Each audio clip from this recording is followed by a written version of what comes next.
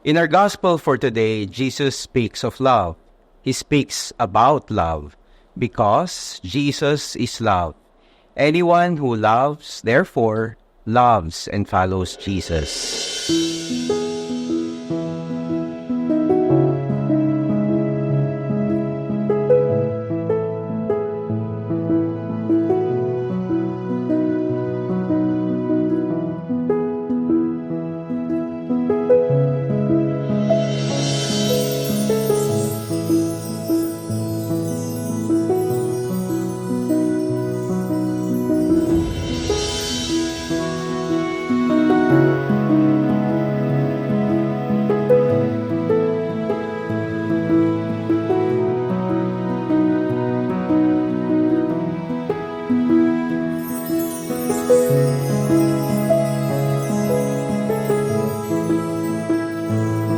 Pagmamahal.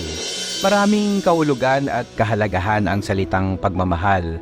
At dahil sa kadahilanang ito, napakarami ring paraan upang maipakita at maipadama ang pagmamahal. Isa sa pamamaraan ng pagpapakita ng pagmamahal ay ang pagpapatawad. There is a great connection between loving and forgiving.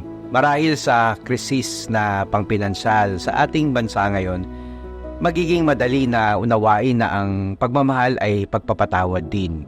Kapag tayo ay pumupunta sa palengke at makakakita tayo ng mabibili roon na lubhang napakamahal, ano ang unang ginagawa at sinasabi natin? Hindi ba't hihingi tayo ng tawad? Sadyang ang mga mahal lamang ang hinihingan natin ng tawad. Ang mahal naman ng presyo mo, pahingi naman ng tawad. Likas na sa Diyos Ama ang pagiging mapagpatawad.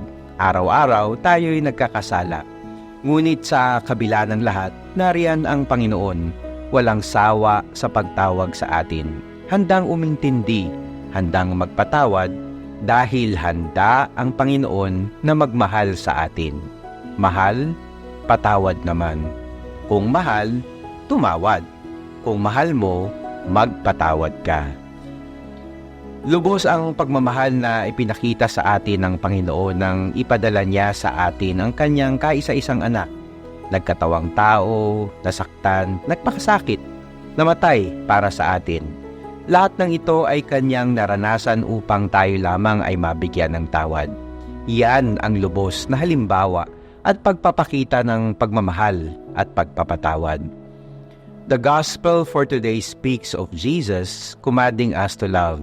This is our call, to love, and nobody is exempted from this. Dahilan sa wala naman taong ipinanganak ng walang puso, nang tulad ng walang taong nilikha na walang pakiramdam, na tulad ng wala namang taong ginawa na walang kakayahang magmamahal. Ang sabi nila, love is not love until you give it away. Ito ay pinalalago, hindi itinatago. Ibinibigay, ipinapamahagi. Kasi hindi pagmamahal yan kapag hindi ibinibigay. Pagkamasarili yan. Pagdaramot, selfishness. And selfishness is the root of all sin. We are made to love and to be loved. Tayo ay may kakayahang magmahal. Palaguin natin ito sa pamamagitan ng pagbabahagi ng pagmamahal na ito. At the end of the day and at the end of our lives, we will not be judged according to how much we have made money, or how well we traveled, or how much we have achieved. But we will be judged according to how much we cared, how much we helped, how much we loved, and how much we have forgiven. God bless and continue loving and forgiving.